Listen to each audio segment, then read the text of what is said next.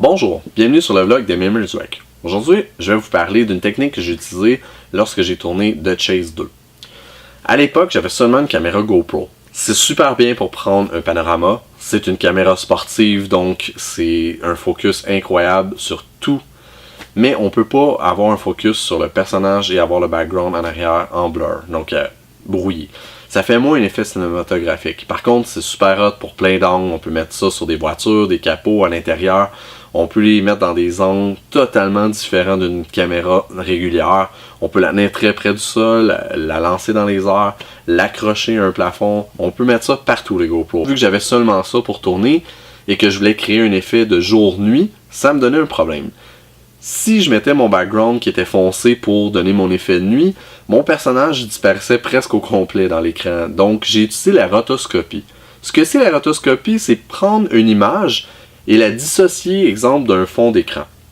Je peux avoir à ce moment-là la même image qui se promène par-dessus une copie et je peux avoir des couleurs différentes et des effets de luminosité différentes sur chacun.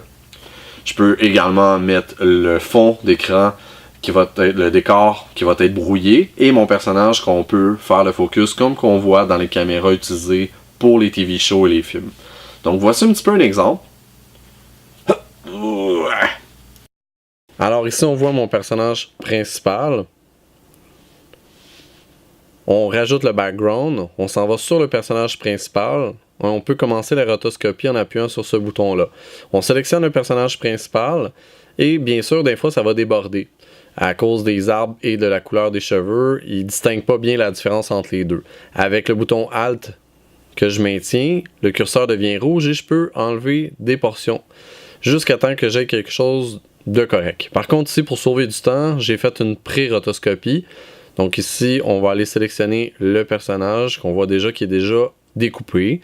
On met le background seulement pour vous le montrer, que ça devient blur. Et qu'on voit plus le personnage. C'est pour ça que la rotoscopie me permet de remettre le personnage par-dessus l'image qui est déjà présente. Je rajoute par la suite les effets de cinéma, donc avec les barres en haut en bas. Je rajoute un effet de brouillard. Je rajoute un effet également un nombre de noir alentour. Je rajoute la couleur. Je rajoute les flares. Et ça donne l'effet de nuit. Je rajoute du fog, de la poussière, les yeux de vampire, les dents, droite et gauche, et ensuite ça peut donner exactement ce qu'on a besoin, la rotoscopie. Justement, j'ai mon background qui est transformé en nuit, mais je vois encore mon personnage principal. Donc ici on voit bien les détails, mais si je mets juste l'effet de nuit sans la rotoscopie, on voit plus mon personnage principal. Donc je le remets pour que vous voyez vraiment la différence. Avec la rotoscopie, je peux avoir de la luminosité différente de mon background à mon personnage. Donc c'était un peu ça que je voulais vous présenter aujourd'hui. La rotoscopie peut être utilisée pour bien d'autres choses. On peut utiliser un gros ballon rouge que je vais mettre sur un fond différent et je vais pouvoir faire disparaître le fond. Ici c'était juste pour démontrer un peu comment je l'avais utilisé. Si vous voulez savoir un petit peu plus de choses sur la rotoscopie, je vais vous mettre un lien disponible sur YouTube dans le bas de la description du vidéo. Donc aujourd'hui c'était ça qu'on présentait. J'espère que ça vous a plu. Si jamais vous avez aimé, partagez.